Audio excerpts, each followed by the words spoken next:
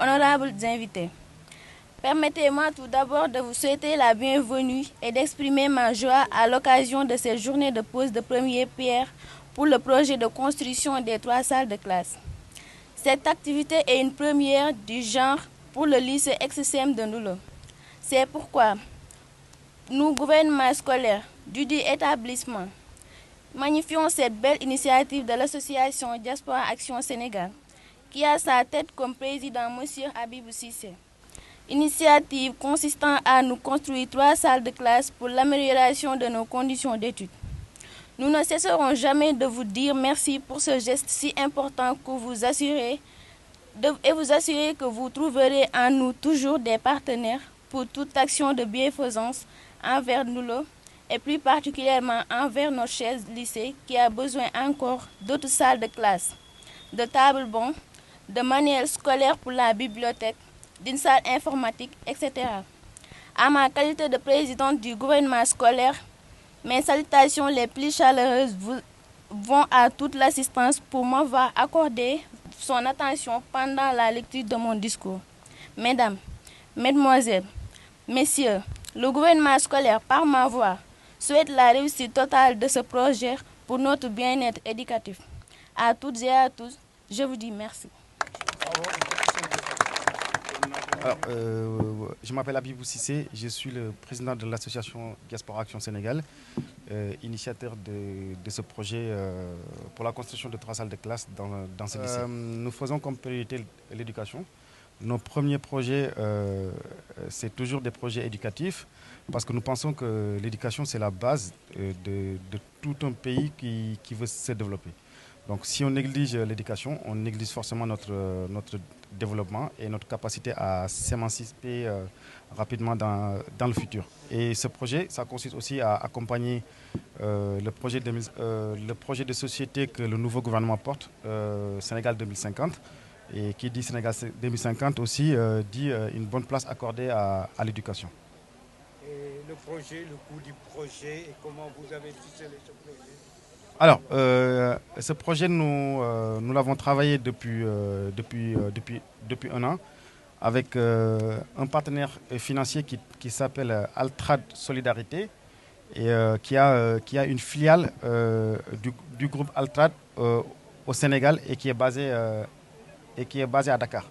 Le coût de ce projet est estimé à peu près 60 000 euros, donc qui va nous permettre quand même de construire et d'équiper ces 3 salles de classe. Alors là, on est en première phase, parce qu'on n'a pas encore acquis la totalité des financements du projet.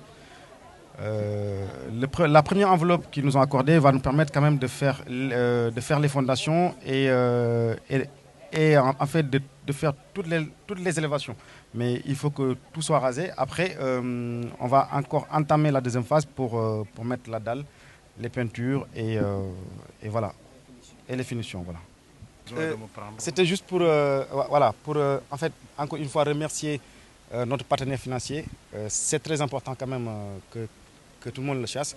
Le groupe Altrad, à travers son fonds de dotation Altrad Solidarité, nous le remercions vivement et de nous avoir fait confiance et de nous accompagner pour le financement de ce projet.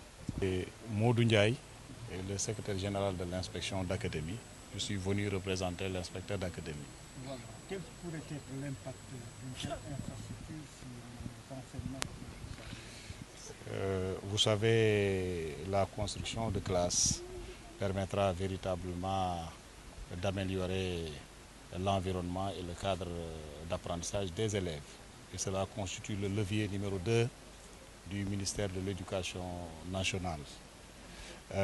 Quand il y a suffisamment d'infrastructures, cela, sans nul doute, va impacter positivement sur les enseignements, apprentissages, permettra d'améliorer les performances scolaires. Voilà. Ce projet, est-ce qu'il va respecter les normes de construction du établissement? Voilà, nous avons signé une convention de partenariat et comme vous le savez, l'inspection d'académie a le CTR qui est notre bras technique en matière de construction. Donc le CTR va travailler en parfaite collaboration avec l'entrepreneur pour que les normes standards de qualité soient respectées. Il y a la construction de ces 3 salles de classe est saluée, mais un défi.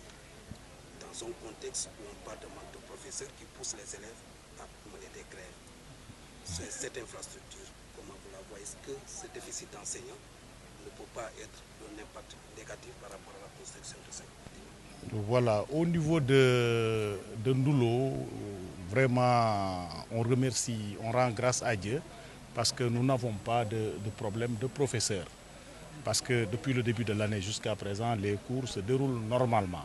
Au niveau de l'académie, en dépit des difficultés que nous avons pu vraiment nous organiser pour que les enseignements-apprentissages fonctionnent à merveille. Je crois que le gouvernement aussi s'est engagé à faire un recrutement. Ce recrutement peut-être permettra en tout cas de juguler tous ces problèmes-là que vous évoquez. Oui.